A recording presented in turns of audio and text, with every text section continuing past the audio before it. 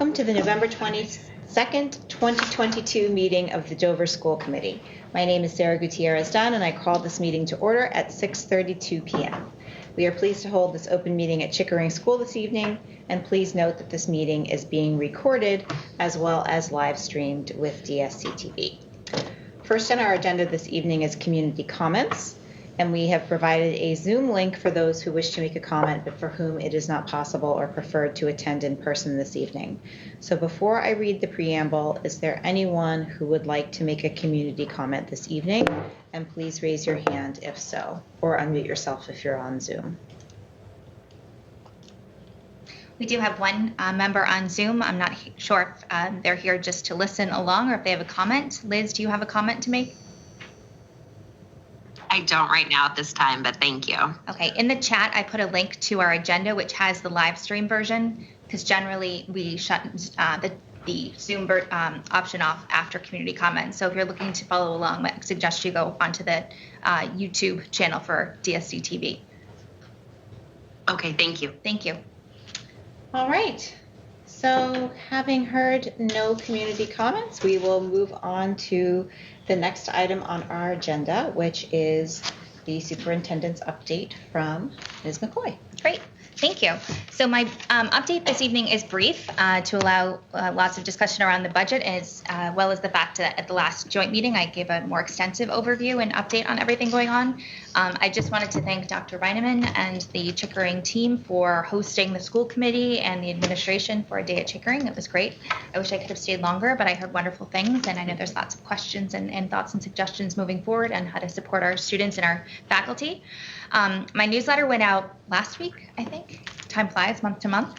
And just a reminder that in it was a discussion of the best practices, which we've been talking about, taking all of the initiatives and the studying and the professional development we've been doing about how to meet the needs of our students and kind of refining what it is that we can expect for all of our students K through 12. Lots of data in there from the Metro West Youth Health Survey. So lots to dig into about the choices and the wellness of our students in grades 7 through 12. There was a link to the entry survey for anybody who would like to provide feedback on where our district goes in the next 3 to 5 years. In addition to having held the focus groups, there's that option as well. Some information about snow days. They're inevitable. They're coming. It's getting colder. So just making sure that our families are connected and know how to get that information should the day come. And then just quickly an update that last Wednesday we had our community forum with Dr. Carlos Hoyt. We had over 60 community members, including parents, caregivers, faculty, administrators, and students attend. I think it was a great example of inclusive communication. When we talk about being an inclusive community, we have to make sure that we are inclusive of all voices, those who understand DEI work, those who have questions about DEI work, perhaps those who have reservations about DEI work.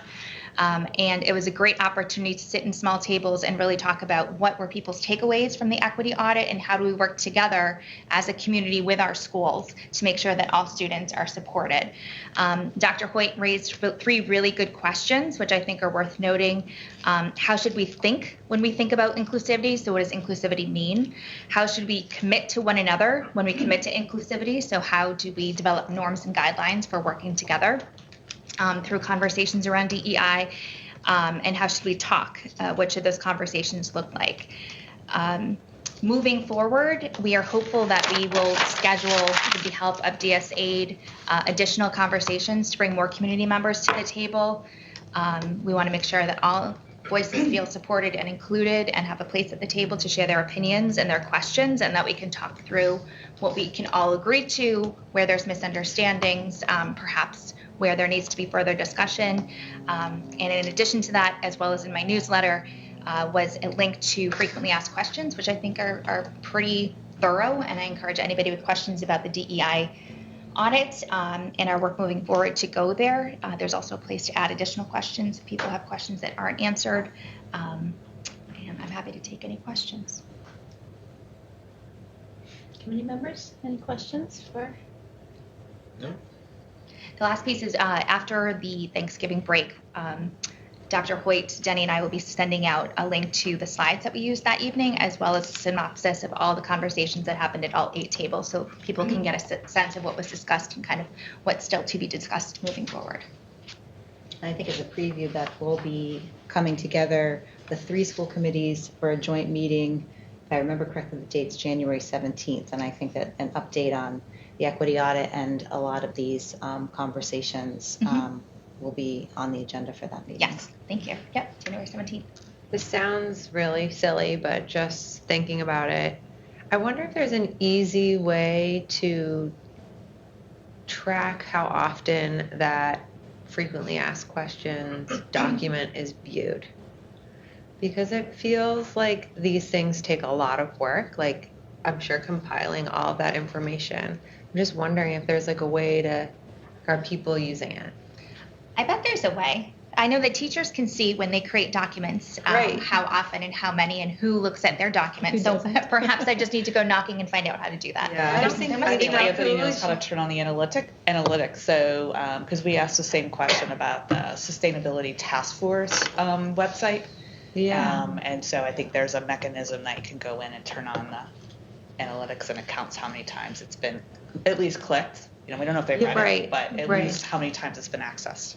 That's a great point. Because if it is accessed a lot, maybe we should be doing that in other arenas as well. Yeah, I will look into that. Thank you. Is S'more the newsletter platform? That might also have some analytics. I don't know, but you know, in terms of the click-throughs. on It the does. links. It Yeah. does. It has basic, who spent less than a minute on the document, how many people spent, 2 to 3 minutes, 3 to 5 minutes, over 10 minutes. But that could just be like you opened your browser and you left it open. But But it it's was great open, to do some yeah. digging. So I will find out. Thank you. All right, other questions? All right, thank you, Beth. That Thank brings us to Dr. Reineman for the principal's report. Good evening. Nice to see everyone. Hard to follow that list, Beth. And we were thrilled to host everyone for our day at Chickering. We had a SAC meeting last week and debriefed some of the things that we learned and talked about. So we're thrilled to be able to do that and look forward to doing it. I think there's enough appetite to do it annually. So if you didn't make it this year, we'll try for the next time through. The kids were thrilled. They were really fun because of course, all their teachers told them someone was coming, and rooms that we didn't tag into, we heard about. So we're going to have to make sure that we get into every room next year when we do it again. But it was a great opportunity for students and staff to show you what it looks like to be here. I can sit and talk all day about all the amazing things going on, but when you can walk through and see it in action, I think it's much more powerful. So thank you for joining us. We are continuing, one of the things that came out of that was how do we communicate more. I love the idea about being able to check in your FAQs, how many people are there. So we launched our Padlet, which has one question, but that's okay, it's one. And we're going to do 2 principals chats. We're going to do one in person and one on Zoom the first full week in December. And I know December's a really busy time, and then January will be really busy. It's just we're going to push them out and see how we get for attendance, and hopefully people will come in and talk and ask questions or listen to what we have to say. So looking forward to that. We're talking about our curriculum and professional development. We're in the midst of our math pilot, so we've got 3 teachers who've started with Eureka Squared and 3 more who will start after the new year with illustrative math, and they're matched up with partners at Pine Hill, sort of opposite pairs, and crisscrossing back and forth as they explore a couple of new curricula to see what makes sense, we need to be thinking about in terms of math curriculum. Of course, we want to be looking at all of our curricula all the time, so let's try to pace ourselves in terms. Beth had way back before COVID, Beth had a whole pattern and schedule for how we were looking at things each year, and like everything, it kind of got flipped upside down. So we're looking forward with Denny on board to get back to our pattern a little bit. You'll hear more, I imagine, about our November 28th PD Day when we get to the other side of it and all the things we're going on. But the teachers all signed up for workshops. We're starting off together at the Linguist Commons, together for student panel, which should be very powerful, and then breaking into workshops, and then grade level groups at the end of the day. So very excited for that work. Let's see, our School Advisory Council had our election. Jessie Hole has joined us. I do have the rewrite of the homework in the second packet that Diane sent us. Hopefully we can vote on that, or if we want to hold it, that's your choice, obviously.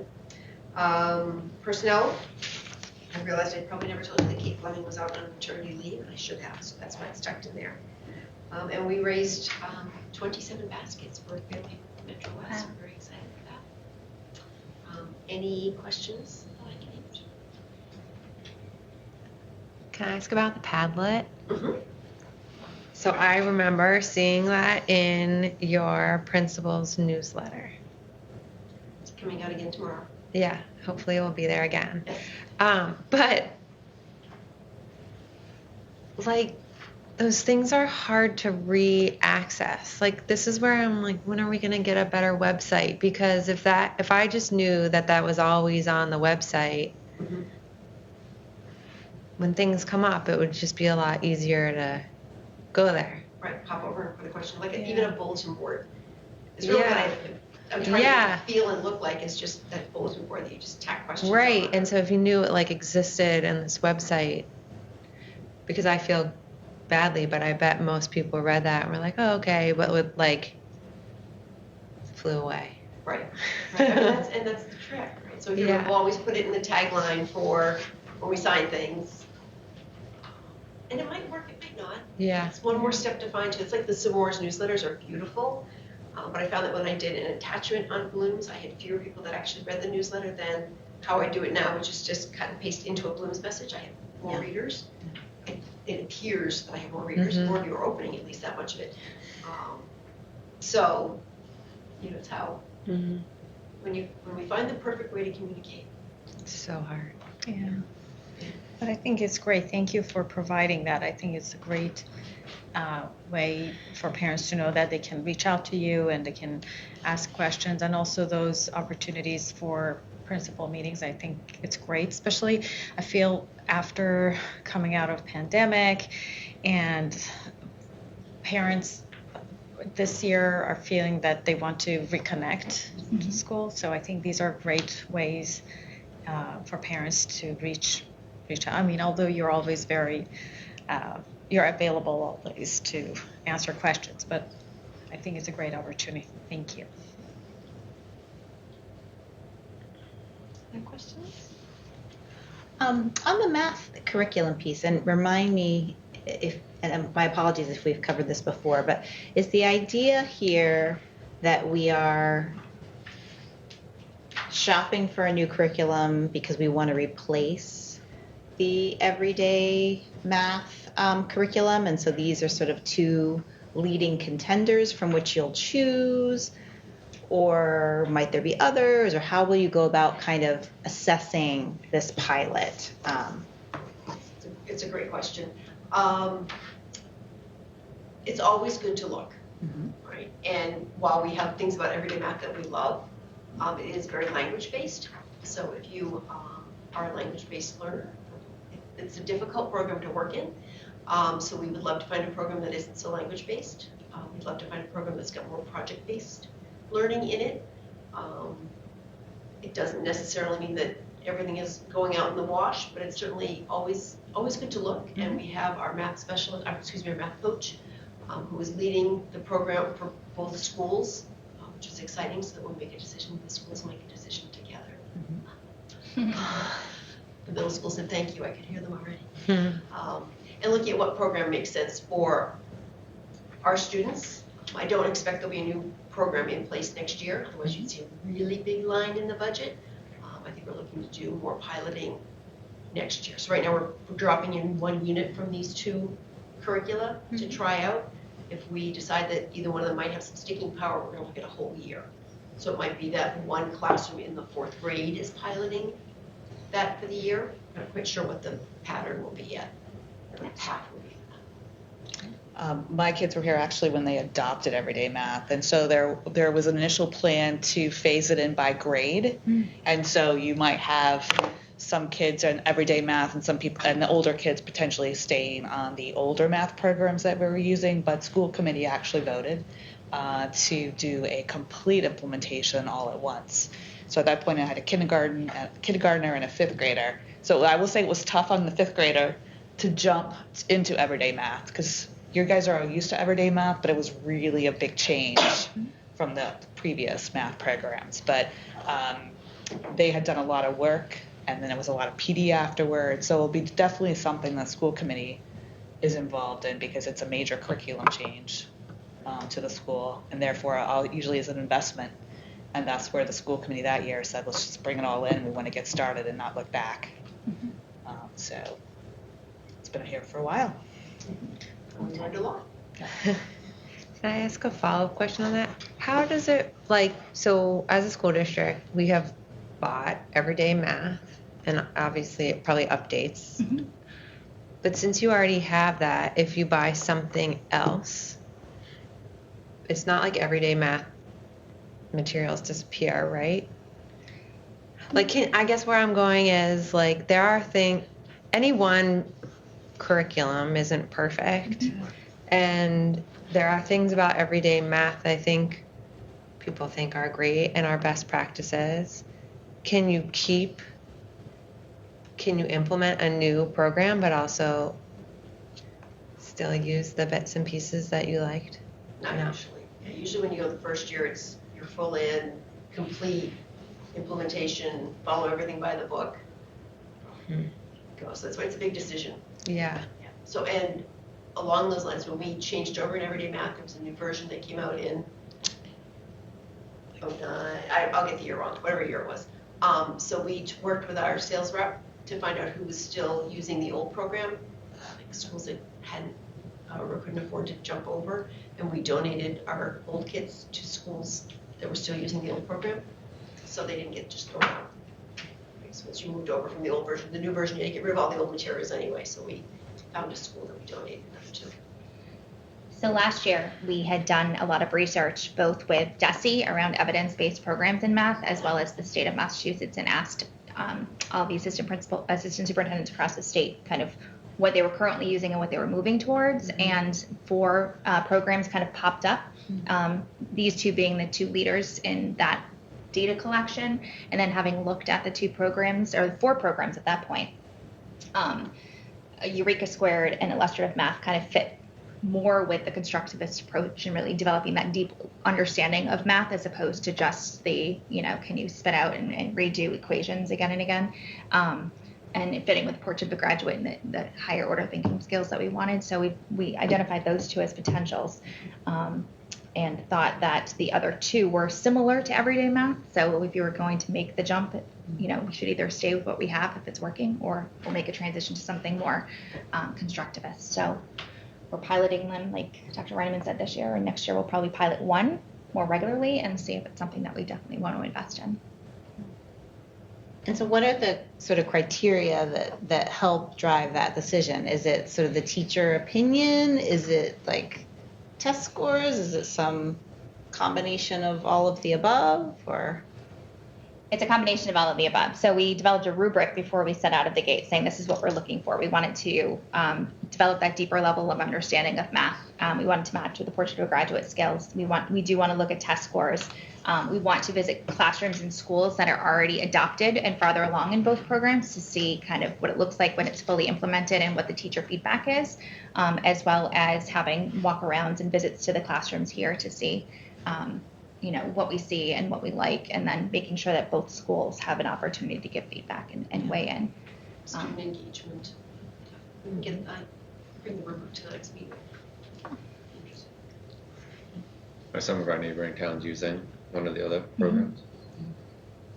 I won't let the cat out of the bag, but one is very, very, very popular. Oh. One town or one One One of program? the 2 programs. Two programs. And very loved. Oh. We'll see. We'll see. So is It's a it secret. Thank you. That's exciting and daunting and all at the same time. Yeah. I think it's exciting. Yeah. We've had everyday math for a long time. All right. So I think that brings us to the warrant report, unless there are any other questions for Dr. Raymond. Thank you. The report is just the monthly warrants that have been processed since our last meeting. I'll just point out one that was interesting. So you'll see that second from the bottom is the fiscal year 22 MASC return of funds. So after the fiscal year ended, we actually found out that there was some funds being distributed through DESE that had been actually approved by the legislation back in January. And if you remember when we picked up all those KN95 masks, and there was concern about their quality. There was some quick legislation to approve money to purchase masks, but it never got through fast enough for people to go out and buy new masks. So they distributed the money, obviously, in July. But the stipulation was you could only use it for mask purchases in fiscal year 22. So unless you had purchased masks in 22, which we didn't because we got so many donated from the state, we had no choice but to return the funds. So you only had about $4,800. It was based on your population of the school. Some districts had much more. Very few districts actually had purchased masks, mainly because the state was so generous in giving out masks. So the whole thing was a little bit of a debacle. But they held on to the money for a while because they were trying to allow school districts to use it in fiscal year 23. That they could not persuade that change in it. So we got a directive about a week ago to return all the funds back. So all 3 districts issued a check back to DESE for that amount. So we hadn't really talked that much about it before, so I just think it's a little weird on there, but that was the return of funds. Other than that, the rest of them are your normal school warrants, with Liz actually just signing probably most of these today. So thank you. Any questions on the warrant report? Okay. And that brings us to the FY23 monthly report. So in your packet, you have your financials as of November 16th and your special revenue and revolving funds quarterly statement as of October 31st.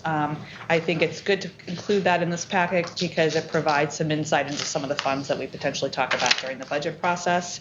As we've been doing, I forgot to add my little statement up here that, well, the bold is the new. We have a little bit of bold under nothing in salaries, although I will have to say, this like blew my mind a little bit because I am an accountant, but I went back to our October statement and our salary variance was exactly the same as it was this month. Now numbers changed, so I kept checking my formulas. I'm like, how can this be? So we all need to go play the numbers 98377 because I don't think that's ever going to happen again. But I had to point that out because I just thought that was quite unique. So the salary is exactly the same variances as we presented last month. On the operating side and the expenditure side, I highlighted that we've seen additional increases in our SPED services line item. Again, that is providing services that are needed for the current cohort of students. That will continue to fluctuate probably all year. Sometimes it might go down, sometimes it might go up, depending on the services. We encumber the services that we anticipate that we may need, but sometimes we don't need as much as we actually will incur. So I will continue to update that as we go through. I had to make a small adjustment in transportation. Obviously, the fuel prices continue to maintain at a high enough level that we are getting a fuel adjustment surcharge each month. Our base price, I believe, is $3.20, so 20 cents above or below throws us into having, obviously it's above $3.40, so we've been having fuel adjustments, and those are the 2 changes in expenditures. We haven't had our first oil delivery yet, so that will be sort of telling us to what our variances are going to be. Remember, we sort of have a floating rate right now based on just where we were when this was bid out, so I will keep you updated on that. The change that is all sort of new information is out of district. So we were finalizing all of our encumbrances last time we met. We now have included in the financials all known out-of-district placements that we know of as of November 16th. With that, there are 2 placements above what we budgeted for, which is giving us a negative variance of an intuition cost of about $100,000. With that, obviously, with more placements means more transportation, and so the transportation line item is also reflecting $30,000 of additional cost. We will continue to monitor that. Again, with transportation, there is a little bit of fuel cost adjustment in there, so we'll see that play out every month as we get our transportation invoices. We still, I will have to say, everyone, so we were late getting our first transportation bill, mainly because there's shortage of staff and change of staff over at Accept. DESE's also behind. So we finally got circuit breaker in that we know what the total is, but I don't have the details to break it out for you. So that I was hoping would have it for this meeting, but we'll definitely share with you in January, because what I'm excited to sort of look at is how much transportation costs we've got reimbursed and how that formula ended up working out. So I have a lump sum number, but I don't know how it sort of is playing out. So we'll share that information for you in January. So all in all, I did add a net operating result paragraph just to say right now we are looking at a small negative variance. It's primarily driven by you're out of district, and know that you have the circuit breaker to sort of make up for that. So we don't have to worry about asking for additional funds. Circuit breaker is there to cover us. Any questions on any of that statement or the revolving funds? This might be a question. I don't know where to ask this question. I think in the past we'd talked about like out of district and trying to keep meeting needs as much as we can within the building. Mm-hmm. Are we doing that at this point to the best of our abilities? Like there's not just seeing how much it costs and Right. kids, just transportation. If one or two could stay here because of a single position being at, like, is that, or is this like the kids who are leaving us truly need to leave us? Yeah, and I it's think not I like think having another we're person at here? that point right now where, remember, we're a small district, and remember the numbers that you're carrying in here are year 3 to age 22. So Right. it's not just Chickering students, it's the region and those older. We definitely are smaller districts, so you normally have to have a cohort of a particular program in order to run a program in district. We have Right. so many more new programs in district than we've had before, and we are keeping more students in. Our numbers would be much higher if we didn't have those programs. But the students that are out are ones that we are not able to serve in district. And so I try to, at some point we can do a report for you and show sort of the types of disabilities that are out of district. So that's what we watch to see. So if you see a trend, back, say 10 years ago, we had a lot of students going to Carroll. So that's where we started the strategic learning center to bring language-based in here. And we've continued language-based. Now we have it at the middle school and into the high school. And we've done, I think, a really good job of embedding it in our elementary school. So we don't have a separate language-based program, but we're able to keep those students in. That's a huge difference I think we've seen. Right. And the other thing we've done in the past is we didn't used to have a preschool here. And we were seeing a lot of out-of-district placements for preschool. And so by bringing the preschool program in, you're right there. There are 6 or 7 kids that potentially would be outplaced if we didn't have our in-school program. Right. So over the last 10, 15 years, we've done immense growth in programs to keep students in. But it is a good question to ask and to look at the, again, like the disabilities, and you'll see that they're all over. They're not sort of categorized that you could like make a program. Right. So I do think we're doing a good job in that respect. Perfect. Yeah. As a reminder, we're launching kind of this third round of a special education audit since we did the reorganization 4 years ago to look at the administrative structure, but also the programs that we've added to make sure that we're maximizing our resources and making sure that we're meeting the needs of all kids. So this will be something that comes up in the spring when we get the results of that audit. Okay. Any other questions on that? Okay, perfect. Okay, so moving on to, now we'll leave 23 and go to 24. And so hopefully you all had a little bit of time to look through the start of our budget. Again, I look at this as the kickoff and that we have until March to continue discussing. This is the best that we know of now. We do know that we have a lot of things going on. So typically when you meet in January, we might be bringing forward some additional budget adjustments, and then we have all the way until March to get the final ones in before we completely, you guys will approve this and completely turn over to town for their process all the way up till May town meeting.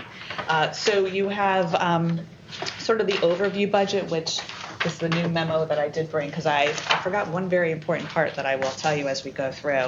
So our assumptions here is, and it's funny, I did take away a little bit of it. So we had started saying regular school operations in person, right?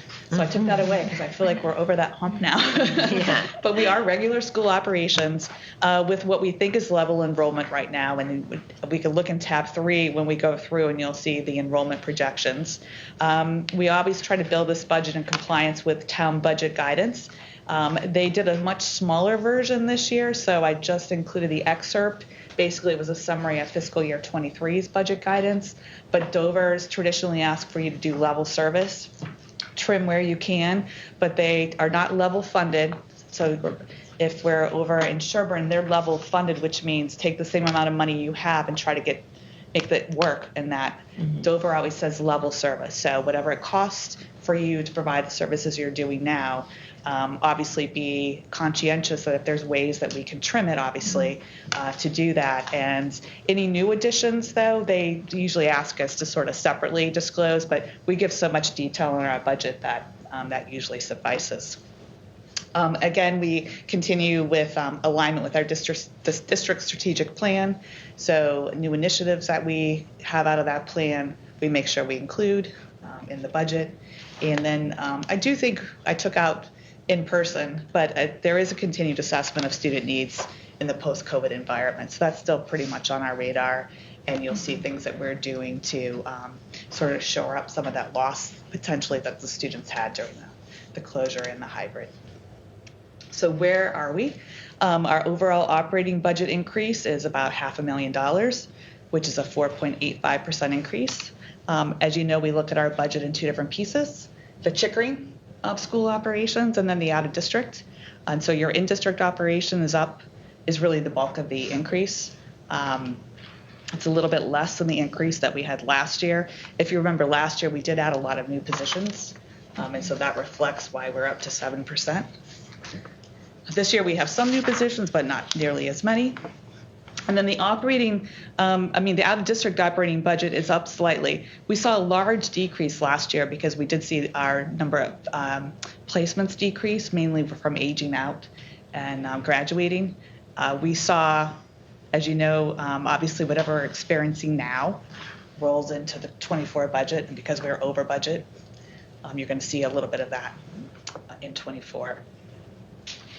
So your key budget drivers, payroll is obviously 86% of the budget. And with us being in contractual negotiations with all of our bargaining units, it's sort of a hard thing to discuss. So there's a placeholder in your budget that you'll see the line item. That is our estimate of what we will strive to bargain contracts with for all the units. Again, that could change as negotiations continue, but that's our best guess right now. And then staffing needs will give you obviously a breakdown of how many teachers we have, the categories, the EAs, all of our staffing. So we can go over that when we look in tab 2. And just keep in mind that any known retirements will not be reflected in version 2 until version 2.0. Mainly, that's what the impact is with our educators. Our educators, if they tell us by November 1st that they think they're going to retire, there's an incentive for them, but they have until February 1st to make it final. So therefore, we don't bring anything forward until after that. We are seeing some increases in several operating line items, and as we know, some of those are unavoidable just because of what the economy is doing right now. One of them, however, is technology. We're starting now to go back onto our replacement cycle. We were so fortunate, I will say, through the pandemic, the amount of technology that we purchased with non-town funds. But now some of those it's ready to be replaced because the back end was really what our initial inventory was. We added so much, but now that back end is ready to be replaced. So you'll see that we're doing K1 iPads next year. In addition to, we do rotate through and update all the classroom projector and technologies on an annual basis. So that cycle is still in there. Again, I think for SPED therapist services, we're trying to keep pace with our actual costs so that we don't see an over budget. So we did increase that by $35,000 this year. And utilities, both heating oil and electricity are increasing. So it's rare that we've had to do an increase in utilities. We've been so fortunate in the oil market, but we'll have to see where that goes. But to give ourselves a little more cushion to the budget, we are increasing that by $40,000. The other key driver is obviously how many students we have. And so we did our normal 3-year and 1-year projection analysis, and we can look at that closer when we flip to tab 3. And then we did a analysis of out of district. So the key thing that I didn't have in your first budget memo that I don't know how I did fail to include it was the increase in tuitions for our non-public placements. So the state actually oversees all those daily rates by placement, and they have done a global rate increase for fiscal year 24 of 14%. And so when we do the walkthrough, the roll forward, you'll see how that impacts you. Typically, just so you know, we budget a 3% increase. So that is quite a large increase. I think that the state's trying to support the non-public schools. As we all know, staffing has been a challenge. And so they're trying to make them more competitive in order to get staff. And also their needs of the school. So that's how they get their funding. We want to keep these schools up and running. So that was their determination that 14% was the needed rate increase across every program. The public and the collaboratives were using 5%. So when you look at the breakdown, you'll see where we have the placements, and that shows you what got 14% versus what got 5%. And just to understand the timeline, so obviously tonight you will approve this budget so I can submit it to the town. We'll convene again on January 17th, and then we will meet again on March 9th. In between that date, Sarah will join Beth and I at a meeting with Warrant where we'll present this budget, where they have an opportunity to ask questions. Then, like I said, on March 9th, we'll do a public hearing where I do the more formal presentation, and you guys will make your final vote, which will then move on to annual meeting in May. So just going through some of the detail that you have. This is your one opportunity on tab 2 to see every line item that makes up your monthly financial statements that are presented. So it sort of layers, it shows you the different layers that rolls up into the function codes. I try to give you as much detail as I can over in the notes. One thing that you'll notice this year, in the years that we don't have all the salaries because we don't have the contracts, is any changes you see in the salary accounts are typically the post changes to who was in those positions from when we did the budget in 23 from who's in there now. We moved all payroll from 23 into the budget for 24 so that you can clearly see the differences between budget and actual versus budget to budget when you're looking at it in this way. You'll keep in mind that we're very transparent about any one-time cost coming out. So if you remember last year, I think one of the budget adjustments was $12,000 for the website upgrade and the financial systems. We are taking the majority of that out, the $10,000. We did need $2,000 for additional increases, but anytime we do one time, we always do bring that out, so it's not does not become incorporated into the base of the budget. If you have any questions on the detail as you spend more time with this, I can ask them tonight, but also if you have more time, you can also send questions to Sarah. Question. The legal service for school for 2024, I saw that there's a big increase. So the 275? Yeah, the 284. Yes, and 275. Yeah, yes. the 270. So that is so that is all that. That's our reserve for all salary increases. Oh, okay. Yes. Okay. And that's how so it's a reserve for contract negotiations. That's just been our past practice always to include it in the legal line item or the legal services. Yes. Yeah. And so that is that's sort of the pool of Yeah. money that we've put aside to cover salaries, and it's for every single employee in the district. So not only the ones that are in the bargaining units, but also individuals. Thank you. Just for your background too, it also includes, as you know, our educators are on a matrix where they have steps. We do calculate the steps, and that's included in the reserve as well. Yeah, so. Thank you. The one point I'll make too is if you go and look at utilities, I have noted for you the negotiated price or the new contracted price that we have for the electricity supply. Remember, electricity is made up of both the supply costs and the delivery costs. It's about 50-50, but we are seeing a 40% increase in our supply costs in December of 23. So we'll have 6 months of our existing rate and then 6 months of the higher rate.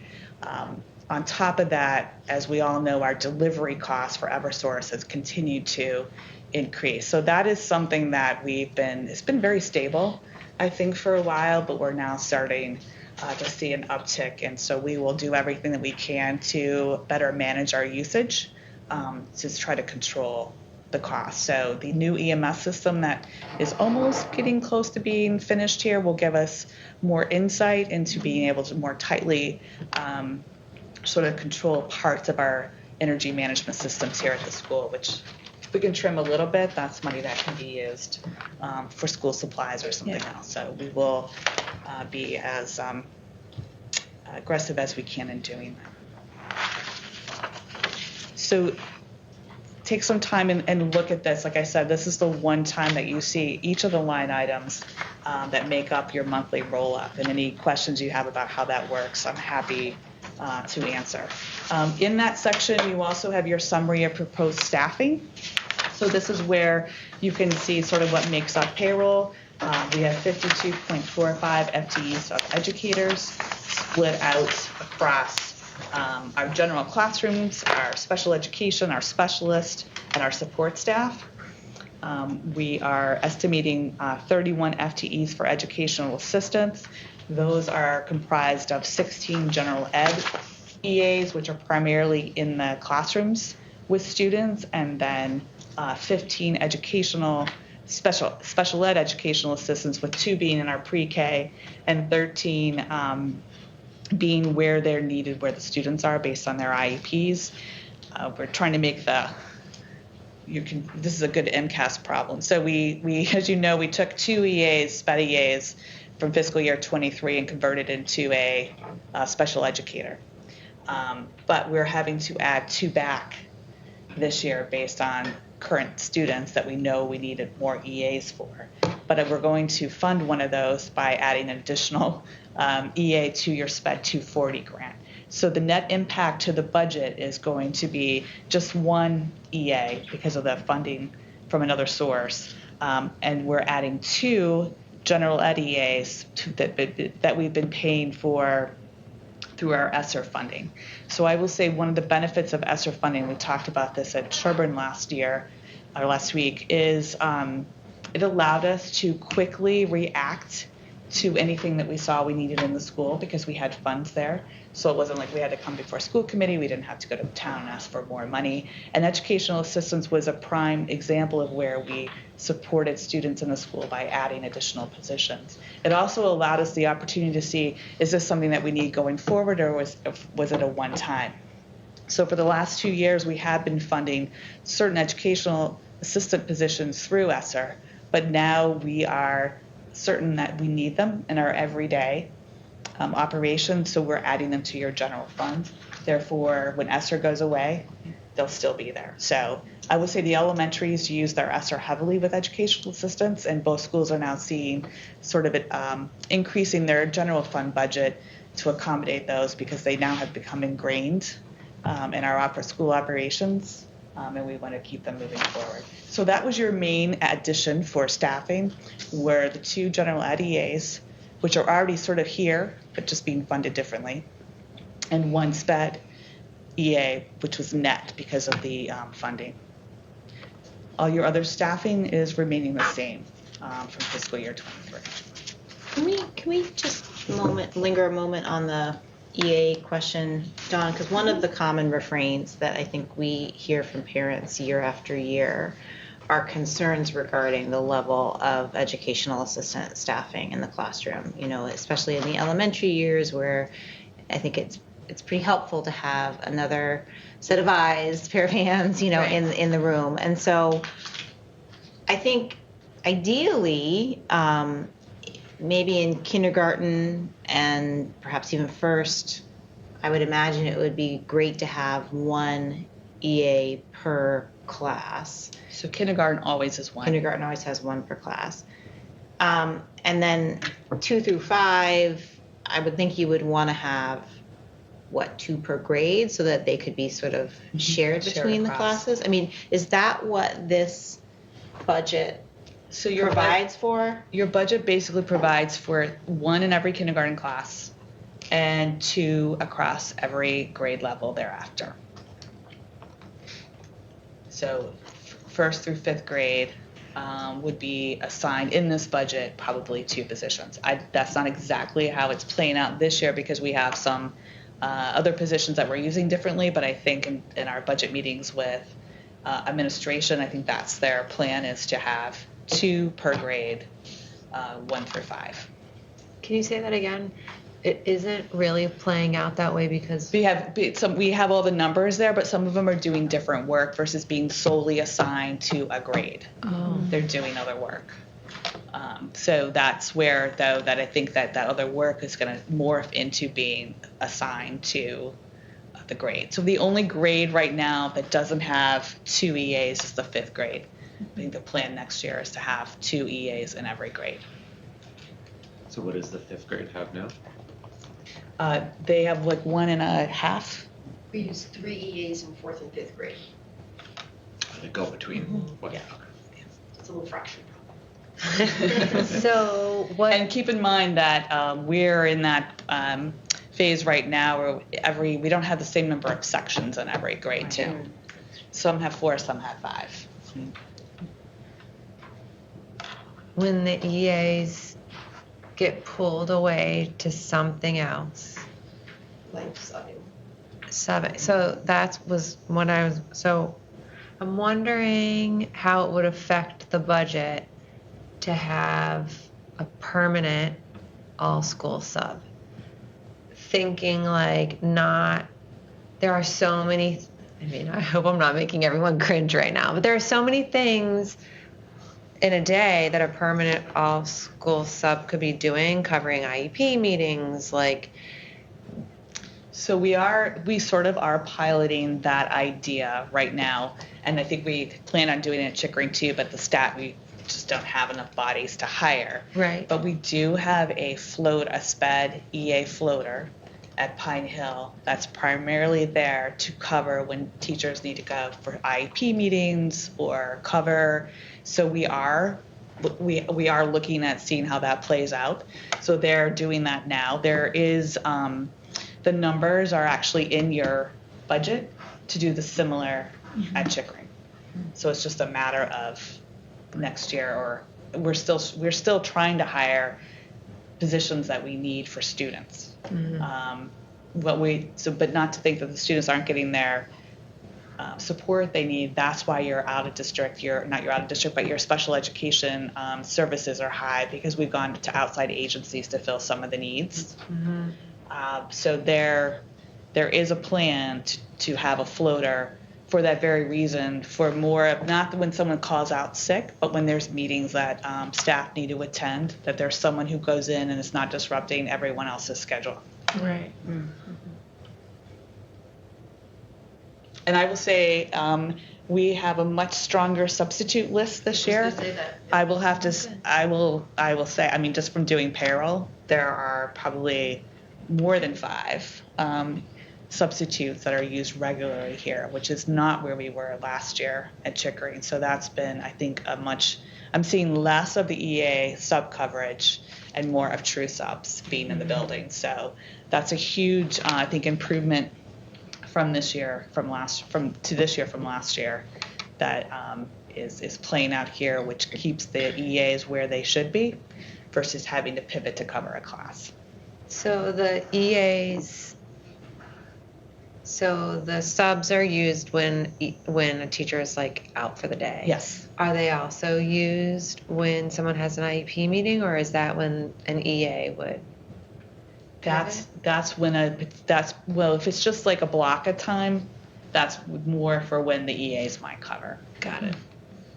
But they also try to plan those meetings to be less disruptive to coverage too, if it works. I mean, sometimes the teams are large, but their hope is that they're not.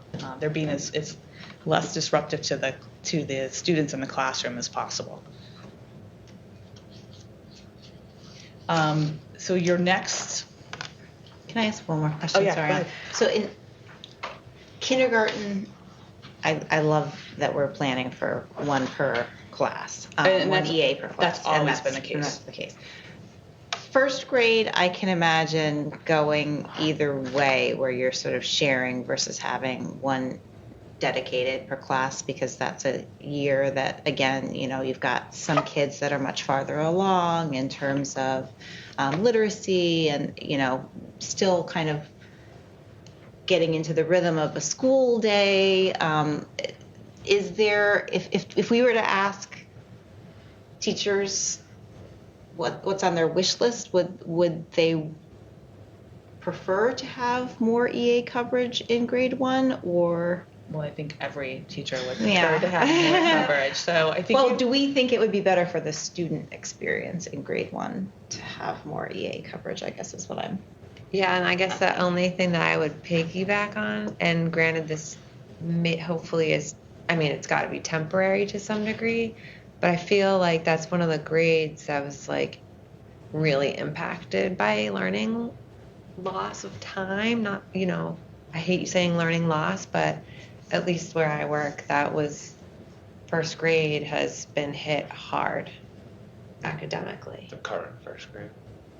Yeah, which I guess that cohort like moves on, Right, but it could just be. seems Right. like And now you've rough. had, your kindergartners have been Right. sort of more in school. Yeah. So I think you have to look at their schedule, and you've also got to look at your class sizes, which we do maintain really nice class sizes here compared to other districts that you may look at. But they're not, you've got to think of their schedule too, where they go to their specials. So you've got to have your staff used efficiently, right? So you can't have, if you had an EA in every class, there's blocks of their days where they wouldn't really have something to do because their class is at a special, or their class is at lunch, or their class is at gym. So I think that's how they make it more effective too, is the splitting where the EAs are spending their time versus who's in with their teacher versus who's not in with their teacher. The kindergartners go to specials too, though. I mean, so. Right, but then those EAs go to help, because again, it's just the age of the student. They usually travel with their cohorts to the specials. In addition to the general ed EAs that are with each grade, as Dawn explained, we also now have the interventionists who are pushing into classes to do small groups with students in math, literacy, and SEL. So they're available too during those blocks of time.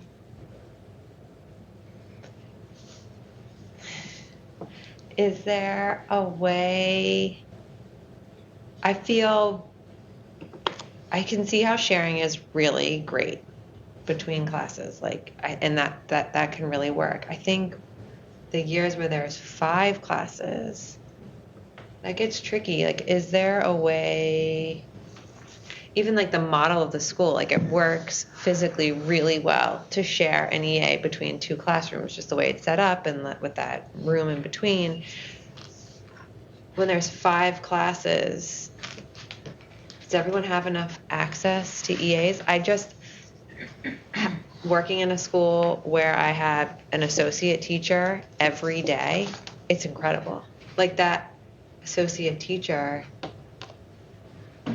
it's just incredible, because if there's a kid who's high and needs that extra work, or low and needs extra, somebody sitting there for a particular moment, it's just like you can't match having another human. Right, and keep in mind, so when the special ed EAs also do get pushed in sometimes into the classrooms, they'll take on a small group. So they're not just there for their one student, but there'll be other students assigned. So that's another support that is utilized. And we've got a large complement of the special ed EAs that aren't necessarily one-to-one with students, but are there to support students in all the classrooms who are on IEPs. So I think, you've got to, granted, the people who in the school know where you are, but I will say, looking at our numbers, we do have a high number of of gen ed EAs compared to maybe other districts. So I think, not to say that's right or wrong, but I think you want to be somewhere from the town perspective operating like our peers, and I think that would be a lot to have an EA with every grade. You'll see typically definitely kindergarten across all districts, but a lot of times they don't have the access to EAs that we have here, and we have increased that. So that used to be basically one that would be shared, and then we had some cohorts that were such that there were heavy, say, IEP groups, and so we started adding the second ones in. Now we've gotten to the point where we've added 2 back to every grade. So we have increased. So we basically doubled where we were, say, 5 years ago. So I just feel like this EA thing comes up year after year. Like, I can remember the first time I heard about it, my son was in 1st grade. He's in 6th grade now, and like the community grumblings about EAs and the lack thereof are always there. So if that it's was not staffing, that was a staffing issue. So that's my though. question. It's not a budget issue. Well, It's just the actual finding of humans. that year it was a staffing issue because we were budgeted, but we didn't have anyone to take that position in that scenario. Because that 1st grade we had already put 2 EAs, but we couldn't find the second one. So that one we had started with the lower grades having 2, bumping them up to 2, but at that part we just didn't have the staffing to fill all of our positions. So. How is the staffing done for the other people, all the people who are in for the IEPs? Because I've noticed in different years, it seems like there's a lot of hands in the classroom, or at least a lot of names. Kids come home and say these new people, like, who are they? And so the existing EA that's there, but then there's some the floaters that do some group work. Is that taken into consideration when you're putting the classrooms together, so it's not like overweight, like there's 5 in one room? Okay. So it definitely seems like there's some ebbs and flows with that, but there's some benefit to having at least a little bit of a cluster in because of the educational assistant's going to go in. It's more organic to have them there and helping multiple students versus having to help 3 students in 3 different classrooms. So I think we've gotten very strategic about trying to do that where we can, but not overwhelm, one particular classroom. But I think there is a lot of strategies they use during placement to make efficient use of staff. And that's where I think we sometimes forget that special ed EAs do go in and you can have students in that group that aren't necessarily IEP, but they're getting the support they need. And right there, that's an added person to that classroom. So you might have 2 EAs, a teacher that's what I'm during thinking that of time. some of these times Yep. where there's actually they have And you multiple. do. And that's adults there. that's like a consistent, reliable. It depends on what the student's IEP calls for, right? But I think as any parent, as much as you can have your child not pulled out of the classroom to the benefit, so if they can go in and include other students in a peer group, then that's the best way to deliver. So I think that is what they try to do. There are certain services that need to be pulled out. You need to have that dedicated time with the student, but where they can include other students in the classroom, I think that's best practices and I think best for everyone. So it is extra support in those classrooms. This is very helpful. I'm so grateful for generosity, in terms of making sure that those kindergarten classes each get an EA, and that it sounds like, there's a good system for sharing in the upper grades. I was just merely asking because we do know that this comes up, and to the degree that we can predict that there's going to be grumblings every year in first grade, is this another area for evolution, or do we really feel like, no, this is system is working as it should? Deb, do you have any thoughts? No, but Dawn did a great job explaining. There's a point then when how many do you want to have? When is too many? Right, and the hiring's been challenging through the years, but we have brought in a number of staff in the last 5 years, so what happened in 16? Mm-hmm. And I will say again, I do have a lot of history here, but we started adding more than one per grade too when we were getting class sizes like 20, in the high 20, like 22, 23, 24, because we had some years where we have over 100 kids in a cohort. And so that was a means. I think, Deb, you were, I remember it was Kirk Downing, where we started adding those positions mainly to add more support for the larger class sizes. So now we're back down to within our range, yet we still have that same staff. So there are increased supports now than there were before for different reasons, but I think to start adding more throws the balance off a little bit. Well, there's times both at Chickering and Pine Hill where I'll be doing walkouts with the principal or with Denny, and there'll be 2, maybe sometimes 4 adults in a room, and that's between the Gen Ed EA, the special education EA, the teacher, sometimes the coach, sometimes the interventionist, sometimes ELL, sometimes a school psychologist or a counselor. And it's not messy. It's very orchestrated in terms of who's doing what, which I know takes a lot of planning. Mm-hmm. And one absence can, of course, throw that off, but.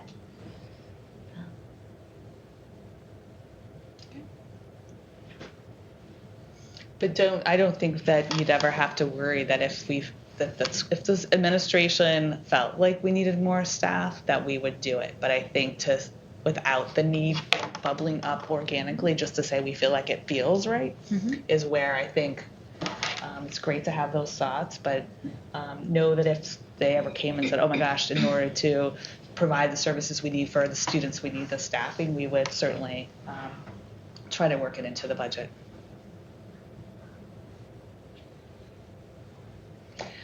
So just moving on, just to understand some of the documents in your book, the next one's just summary of anticipated grants. So I think it's important as school committee members to know that everything you see on all those pages with all the individual line items are just what the towns is financing.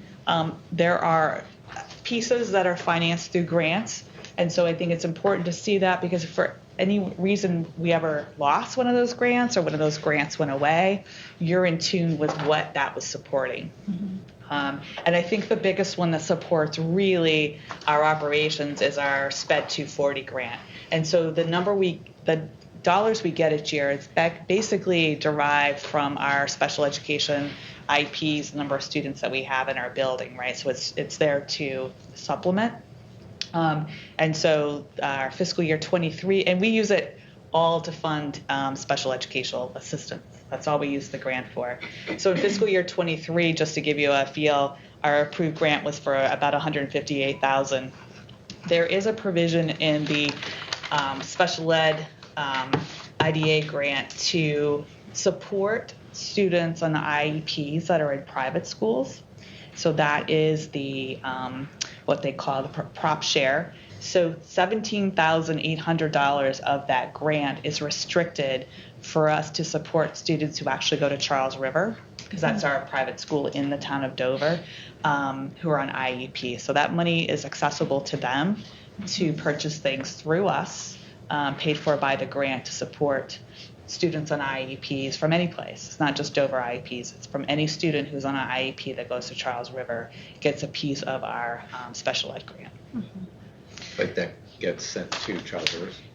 They have to actually request items from us. We actually purchase those items and give them to Charles River. So sort of an interesting concept. For example, what kind of things? So if they have students on sort of language-based IEPs. We provide them with some of the same curriculum online support that our students get. They may get Kindles, iPads, so it's you could really are only supposed to spend it specifically for students on IEPs. So we're pretty strict with reviewing what they want, so they can't buy something for the whole school. Mm-hmm. It's supposed to be specific. But if you know, we have been buying more sort of innovative furniture to help students learn.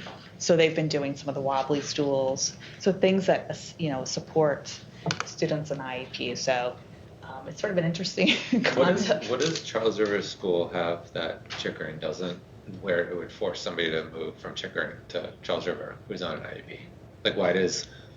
Why are we paying? I'm a little confused. They're not out of district. They're not being placed there. They're choosing to go Yeah, there. It could be, so it's they're privately placed and they're from anywhere. So it could be a student who is from Natick, but is on an IEP but goes to Charles River.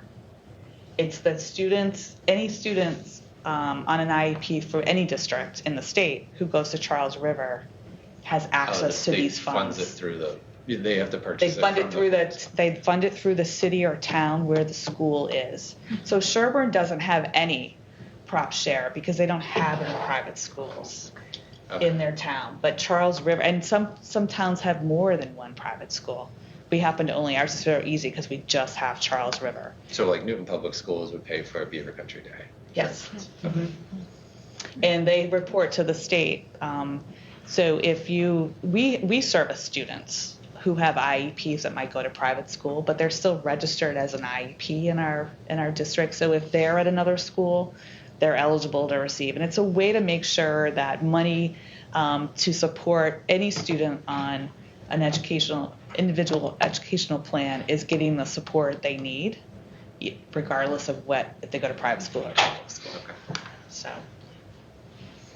And then we have Title I. The rest of your grants we really use to supplement. So you can't use any of these to have to supplant your operating. These are to supplement. So we do buy a lot of our ELA and added math curriculums through the title grants. We did a lot of summer services through some of the title grants.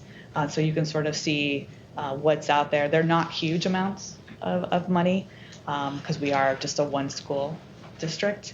I mentioned circuit breaker for you, and then give you a little synopsis of ESSER. So we currently have approximately, we're thinking $30,000 of our ESSER 3 to roll into fiscal year 24. So you can see why we're taking some of those educational assistants that are currently on ESSER and bringing them into the general fund because we don't have enough money to continue that funding. So that $30,000 that we're leaving will be good to cover any unexpected expenses that we might have come up, but that does need to be spent by September 30th of 2024. But we do have a nice little amount of money if something comes up that we aren't anticipating. Tab 3 is your 10-year enrollment history and your 5-year projections. We've talked about this, how it is our in-migration, out-migration, all calculated as of October 1st.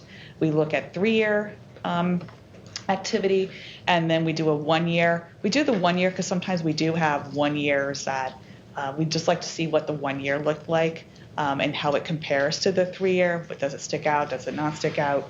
And so this helps us develop at least numbers for placement for next year. And at the bottom, you can see where we took the fiscal year 24 projections at the 3-year rate and played out the sections that we currently have, which is 26.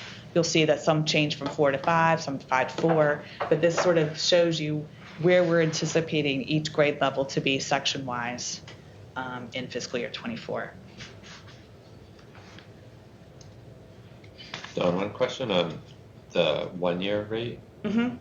Like what drives the second to third grade being seeming like an outlier? Is that It's just people who moved in. like So that's existing data? They just haven't started at Chickering yet. So. Exactly. So it's people who've moved in, and then we must have just had a large, I will have to say, if you look at Pine Hill, 4th grade just had a huge amount of students move in that just were in 4th grade. So sometimes you have, and it's not just one family, it's multiple families. It just seems to be in that grade level. Yeah. That's where you're seeing more, a little bit higher of a spike, right? Because if you look at your 3-year projection, it's at 108, but the 113 now will start driving our 3-year rate for a little bit because it'll be there Right. for 3 years. So you'll see that 108 probably go up a little bit because of the 113. But I will have to say they're, within a student or two, these are pretty accurate for us. And I'd say the one number that we keep just being a little bit surprised about is kindergarten, because we'll get the census from the town and we're up 10 to 12. So now we're not really using the census quite as much anymore, and more of the numbers in your projections right now are the 3-year averages or 1-year average of kindergarten, so that we get a little bit more. But you can see how the numbers do fluctuate. Does it look, the 5th grade, the average class size is getting pretty up there for next year? Is that? Yeah, so we'll have to keep our eye on that. It's just a little bit above, but you take a student or two away and you're going to be okay. So that's one of the grades that we will watch as we get closer to the late spring and early summer. And we have a pretty good track record here of adding teachers in the summer if enrollment dictates. The town has been very generous in allowing us to do that. And sort of the funding mechanism we have is we know we've got the circuit breaker there. So if we wouldn't have to go back and ask the town for more money, because we have that little safety net.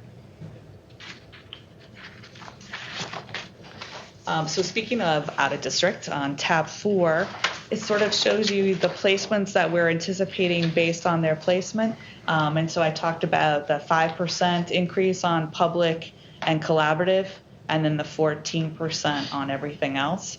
So you can sort of see that we have majority of our placements are in the non-public and out of state, driving up the tuition increase. And if you look at the roll forward, the second box down from fiscal year 23 to 24, the second to last data point is tuition increases. We're seeing a $245,000 increase in tuitions. If we were doing 3%, just to put it in perspective for you, that would be $58,000. So you can see how that's having sort of a huge impact to your budget, given that we are budgeting for 3 less placements, but we're still seeing a $45,000 increase. It's all being driven by the tuition increases. Don, we had when we talked about the FY23 operating update, and there were additional out-of-district placements in October, right? So does this sort of take those placements and flow them through? Yeah. Right. So if you look at the roll forward, you're going to see that we started with 21 in the fiscal year 23 budget. We're having 6 graduate or age out. That's going to have a decrease of $405,000 to your budget. We have 3 new placements. One coming back, so it's not a placement this year, but it's coming back. Is $165,000. But then where we're just getting sort of hit hard is with the tuition increases, and then we had a small change in placement. So the placements that we thought in 22 that we budgeted for were a little different. That's $40,000. That's not that huge of an increase, but that's in order to make sort of this roll forward work, you have to sort of take that into account. So if you add all those numbers up, that's where you see the increase for fiscal year 24 of your $45,000. I think it's really important for you guys to see the roll forward because you see the volatility sort of in what placements happen. So you see that we had 405,000 roll off, yet we're still seeing an increase. And so we also show you in the table sort of by ages so that you know that we have 3 12th graders. Well, those 12th graders may graduate going into 25, or they may roll into your 12 plus. But you can sort of see at the elementary level, Liz, to your point, we have less than 3. So we are doing a really good job at the elementary level. And we don't really have that many students when you look at it compared to how many students are in the district at each of those grade levels. So we are getting down to where these are the students in their best interest to be in a placement that better serves their needs than what we can do here in district. And on the tuition increases, is this like for like schools, or is this because people went to different schools that have higher rates? Because that's like $15,000 on average for a school tuition increase. That's what private schools are charging as an increase? It depends. Like, so we have some placements that are in hundreds of thousands of dollars. They might be residential. And so every placement has a different placement cost, so it can range anywhere from 45 to say 330. So that's the difference that you see. So the state bases their daily rate based on the services that are provided for that particular placement. And it's down to very specific. Like you could have 3 students at one, say private place school, but they're for different diagnosis, and it would be a different rate. Okay. It's that sort of nailed down. So that is they set the daily rate. But the good thing is they set the daily rate. That's a easy circuit breaker computation. Whereas if we provide services in district, it's not what we pay, it's what they assess it to be. Mm-hmm. And it's usually drastically different. So at least it's very easy to compute circuit breaker on the approved placements because you know exactly what they're going to accept that rate because they set the rate. Yeah. Thank you. But I think if you also, think about how many students that we have, again, 18 is I think is a pretty good number. We used to be in the 30s, so there has been huge, I think, improvement in the number of students we can keep in district.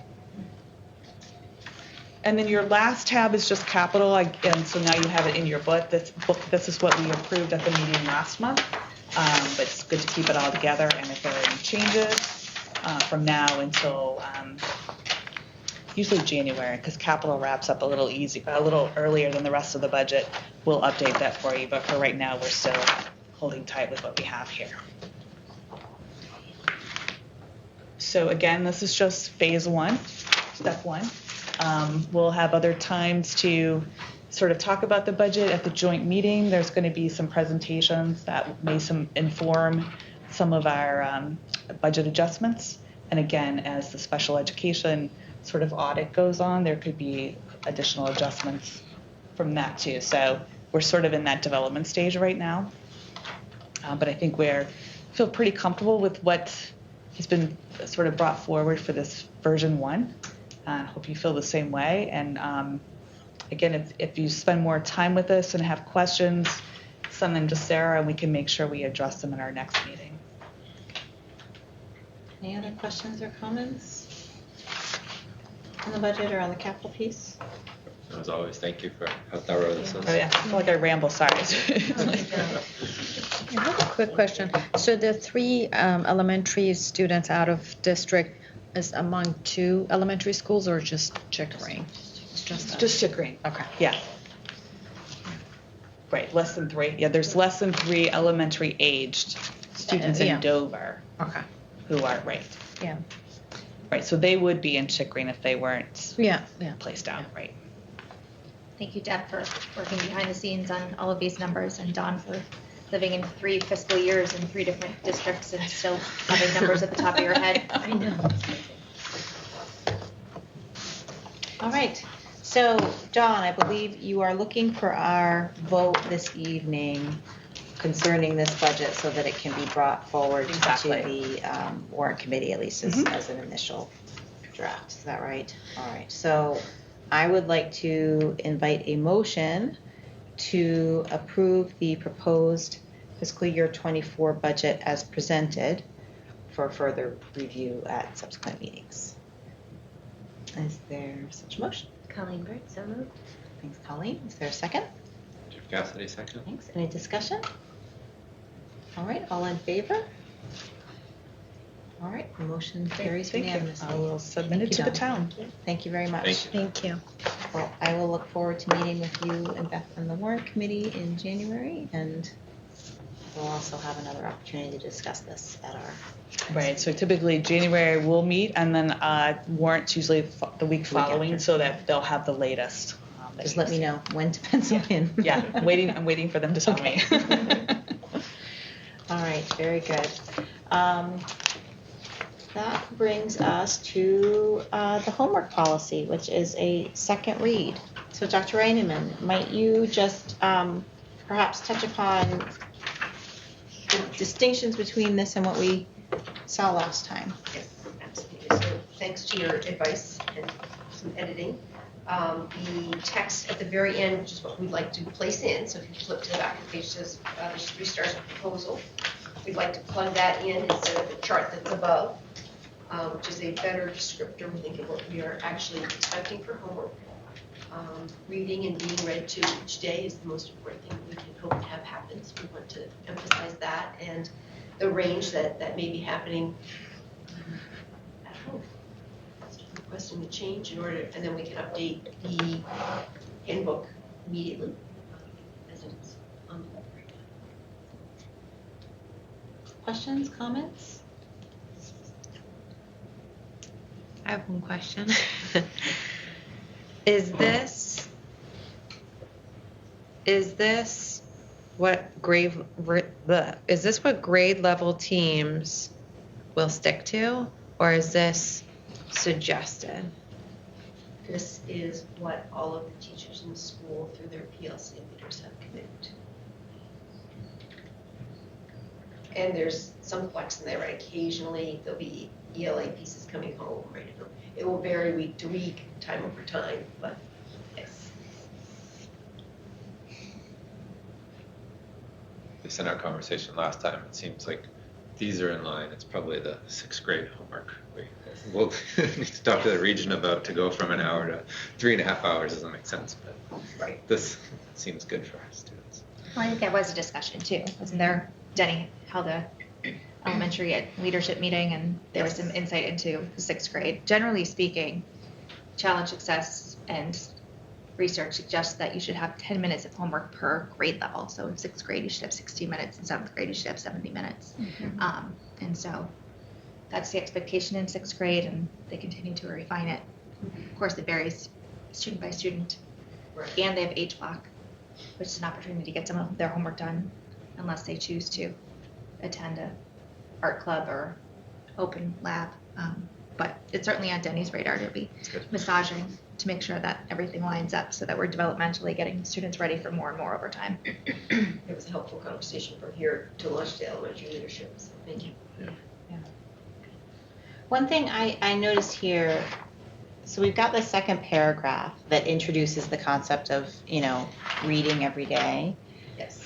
And it says for grades 4 and 5, at least 30 minutes minimum of reading per day is recommended. But then when we go to the expectations section, for grade 4, it's not completely aligned because there it says that students should read 20 to 30 minutes nightly. So I just think that we should be internally consistent in this document. So if the suggestion is that a 4th grader should be reading 20 to 30 minutes, let's adjust at the second paragraph so that it's not suggesting it's a minimum of 30 minutes. Sure, so may I suggest that in the second paragraph, we take the sentence, all children should be read or read to every day, add it to the first paragraph, and remove the remainder of the paragraph. Mm-hmm. Yeah, that works. I mean, the only other way, I guess, to accomplish that would be to separate out, it would be at grades 2 through 4, 20 minutes minimum of reading is expected, and at grade 5, at least 30 minutes. So it's, either way, I think you get the job done. It's just more a matter of which do you prefer. Right, thank you. No, I think we'll go with less text than Less give us text. goals. So we'll reduce. So thank you. I will update that. Can we prove it with that? Yeah. Like we don't need to do a third. No, Yeah. I don't think so. Can I ask, is the study skills will also be, this is in grade 4, will be a part of the homework routine. Is that a specific program, study skills program? It's just study skills. Right. My recommendation with that would be also in grade 5, because they have a lot of tests, and that's not something you have a lot of support. That is implicit in the 5th grade of saying, but we can certainly draw that out. Okay. Thank you.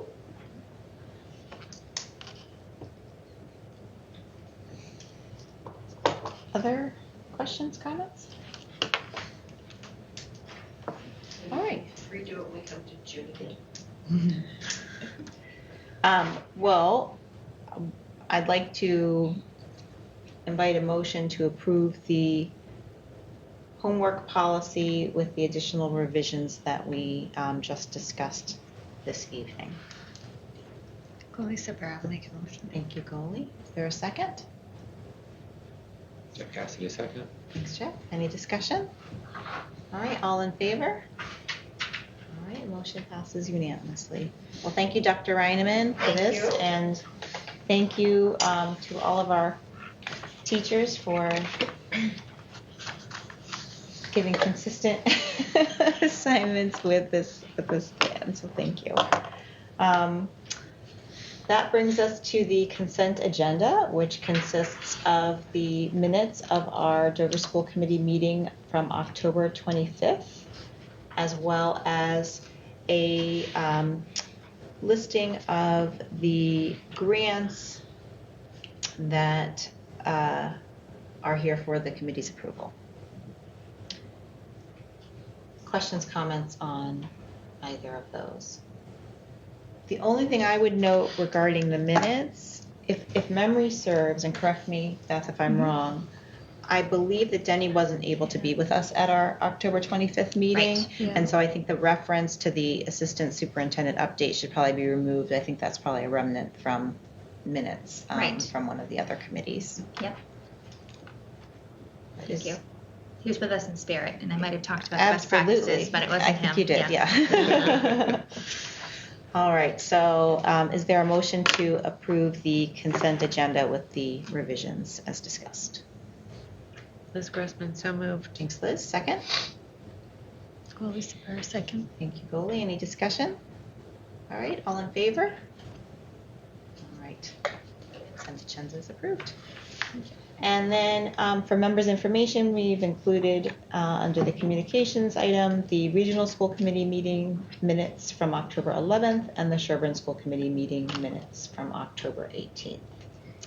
Sarah, might you want to comment too that the grants are listed in the consent agenda too, in Yes. terms of what the grants we have allocated this year for the Dover School District and how they're being used, just for all of your information.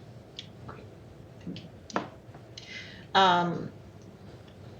The next item is if there are items that people would like to include on our January 17th meeting. We will certainly be taking another pass at the budget. But are there other things that people wish to raise? Keep in mind that's a joint meeting also. That you Yes, we're going to be meeting, if I recall, at 5:30 at the middle school on the 17th of January, immediately followed by a joint meeting. I don't know, two things. I don't know if it's for the next meeting or for sometime in the future, but I would love to talk about the playground and the exterior space of the school. Meaning, like, is there a way to do or need for like outdoor learning space? And if so, how do we pay for that? Who pays for that? All those things. And then just thinking about the homework, you know, I wonder, I hate to make more work and maybe I can help in some way, but I wonder if it's worth like trying to survey the community, like, well, this is what we're suggesting, but how's it really going?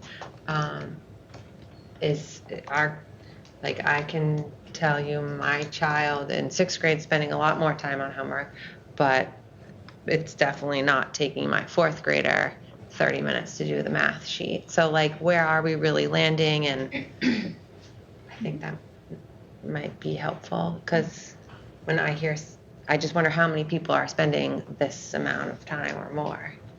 I think that's something that Deb and her PLC leaders can work on, right? If everybody's agreed to these guidelines, checking in with the students and the families as to how it's playing out, and then reporting back. And announcing that these are, we've taken a look at these new guidelines. Here's what they are. Yeah. I think on some of the language was even on math, it should take no longer than 30 minutes, because I think math is something we need to be aware. Like, some kids will take a much longer time to But process maybe it. should it take more than 3 minutes Yes. for those other kids? Yes. Yes. Right, and if it's taking longer than a certain amount of time, they shouldn't be spending that long on it. Yeah. Yeah, and what In fact, and that percentage? tells us something too. Yeah. We can work on that. Thank you. Thank you, Liz. Anything else? One other thing came up recently in just talking with other parents is when students have a religious holiday that they observe but the school doesn't, are they, how is that absence treated? Is that an excuse? Is that something that needs to be, they need to alert at the beginning of the school year, or is they sort of know to tell you? So when you are absent from school, we ask you to email the classroom teacher and Karen Enzvino. Yep. If it's also an illness, also include our nurse. Yep. Stephanie Curran, and then they go through the attendance list every day. When it's a religious holiday, it helps if you give us a reminder that it's a religious holiday that you're up for, and then those are automatically excused. That's in the family handbook. It's just come to my attention that there may be a number of, religious holidays that people are observing that we have no idea about, and I don't know, maybe that's something to survey our community about, which are there, reaching out to say, are there holidays that your family observes that you would like us to be aware of? Just because they may be getting on excused absences, not understanding that it could be excused. And just for teachers to be aware of, the work on those ahead of time. Maybe this is something that, they ask in the beginning of the year, so that there's some forethought. I think you said a couple times you've updated the calendar, right? Like for next year, we'll have more of those holidays on? Yes, so there's a new calendar for this year. It looks different than the standard calendar, which is it's easy to pick out because it goes horizontally instead of vertically, and it's blue instead of lots of pink. But yes, there's a lot of well-known holidays on there, more so than we've had in the past. But that's not to say that there aren't other holidays that families are celebrating. So certainly, if we're open to feedback to adding to that calendar. And I know that it's less so an issue at the elementary level, but definitely 6 through 12, there's conversation around homework, flexibility around assignments, sports practices being optional, and is that really optional for a DS kid? Not many things they can tell them it's optional and they'll do it anyway. So about how to be more respectful. And of course, conversation about what other districts are doing and what other districts are taking for days off that we may or may not be taking. So yes, the short answer is the updated calendar has many holidays on it. It's on the district website. I think it pushed out in a couple of newsletters. Recently, Dr. Reineman had put it out, but there's certainly room for improvement and more inclusivity. Anything else? All right, so I think that brings us to the close of our agenda. I just want to take this opportunity to wish everyone a very happy Thanksgiving. I'm so grateful to be doing this important work, and especially alongside such wonderful people. Thank you. Likewise. Happy Thanksgiving. Thanksgiving. All right, so can we take a vote to adjourn by unanimous consent? All right, so we are adjourned at 8:05. Thank you, everyone.